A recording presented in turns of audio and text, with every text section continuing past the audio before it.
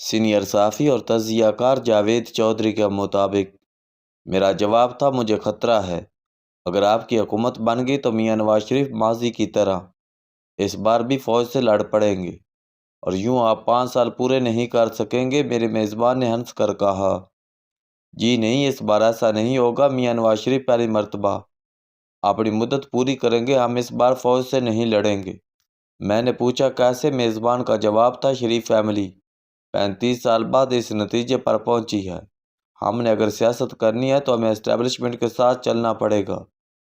فوج کے ساتھ ہماری جنگ کے بعد عوام ہمارے ساتھ کھڑے ہوتے ہیں اور نہ ہمارے عالمی دوست، ہم ہر بار اکیلے ہوتے ہیں اور ہم سیاسی، معاشی اور کاروباری نقصان بھی اٹھاتے ہیں۔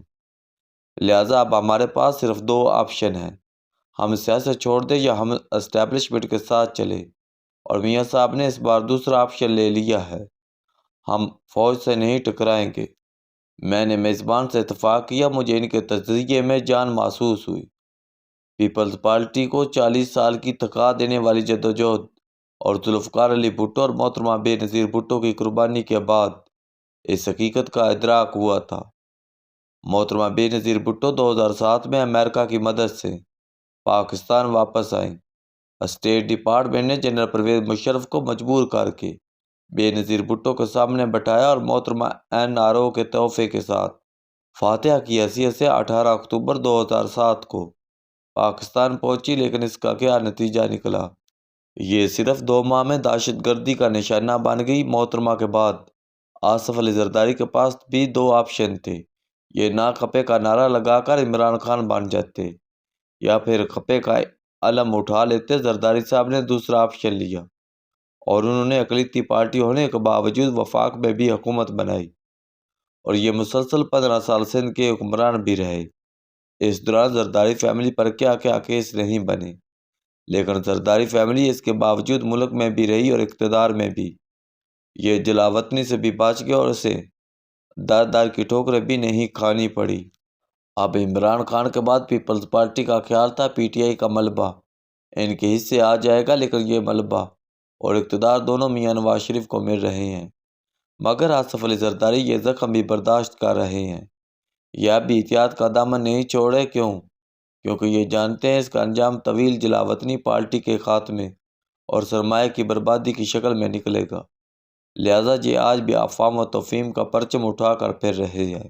یہ 2024 کے الیکشنز میں سندھ میں حکومت نہیں بنا پاتے تو بھی یہ خاموش بیٹھ کر اپنے وقت کا انتظار کریں گے، یہ لڑنے اور حقیقی آزادی کی غلطی نہیں کریں گے۔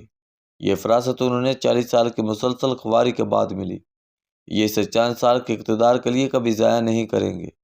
میاں نواز شریف بھی 35 سال کے تجربات کے بعد یہ باریک نکتہ سمجھ پائے ہیں، لہذا یہ بھی اس بار غلطی نہیں کریں گے۔ یہ مریم نواز کو وزیر اعظم بنانے کے لیے 5 سال پورے کریں گے، یہ اس بار پرانی غلطی نہیں دہرائیں گے۔ عمران خان کو بھی یہ اب نکتہ سمجھ لینا چاہیے، ہم تیسری دنیا ہیں اور تیسری دنیا میں صرف طاقت کی پرستش ہوتی ہے، یہاں انقلاب اور حقیقی آزادی صرف خوابوں میں ممکن ہے، اور یہ اس وقت تک خوابوں میں رہے گی جب تک سیاسی لیڈرز اور عوام ایک نہیں ہوتے، اور ہمیں اس منزل تک پہنچنے کے لیے ابھی تک لمبا سفر طے کرنا ہے۔ یہ 5-10 سال کی بات نہیں، مگر سیانے کہتے ہیں جب انسان کی مت ماری جاتی ہے تو پھر اسے سامنے بڑی حقیقتیں بھی دکھائی نہیں دیتی، اور عمران خان اس وقت اس عمل سے گزر رہے ہیں۔ آپ ان کی عقل کا اندازہ توشہ خانہ اور سیفر کے مقدموں سے لگا لیجئے۔ یہ وہ کیس تھے جنہیں ان کے وکیل 6 ماہ تک کھینچ سکتے تھے، سیفر میں 25 اور توشہ خانہ کیس میں 16 گواہ تھے۔ یہ اگر ان گواہوں پر 5 گھنٹے جرا کر لیتے، یہ اگر سوال کر کے ان کی مت مار دیتے تو عدالت بے بس ہو جاتی، آخر میں عمران خان کو بے شک سزا ہو جاتی، لیکن وکلاء یہ مقدمے پروفیشنلی لڑ کر ٹائم بھی گین کر لیتے، اپنی مہارت کا ثبوت بھی دے دیتے، اور عمران خان کے لیے عوام کی ہمدردی بھی سمیٹ لیتے، مگر بدقسمتی سے وکلاء مقدموں کی فائنل سٹیج پر عدالت سے ہی غائب ہو گئے۔ عمران خان کے لیے اس مقدمے میں ہزار نشانیاں چھپی ہیں۔ خان کو اب تک یہ سمجھ جانا چاہیے، یہ اگر سیاست کرنا چاہتے ہیں تو پھر انہیں آصف علی زرداری اور نواز شریف کی طرح عقل کو ہاتھ مارنا ہوگا۔ انسان اوپر، خدا نیچے، ریاست سے بگاڑ کر امن سے زندگی نہیں گزار سکتا، اور یہ دنیا کی تلخ ترین حقیقت ہے۔ میں نجومی نہیں ہوں، کیفیہ شناس بھی نہیں ہوں، لیکن صحافت کے 30 سالوں کے تجربے کے بعد میں یہ سمجھ سکتا ہوں عمران خان کے پاس اب بھی ایک موقع موجود ہے۔ یہ ریاست کے سامنے سرنڈر کریں، سمجھوتا کریں، اپنی پارٹی اور خاندان بچائیں، امن کا راستہ اختیار کریں اور 2028 کے الیکشن میں جیت کر اقتدار میں آ جائیں۔ اور یہ اس وقت تک کا انتظار کریں جب اس کی پارٹی اور عوام دونوں واقعی ایک جان ہوں اور پاکستان ترکی اور خانتئی پرتگان بن جائے۔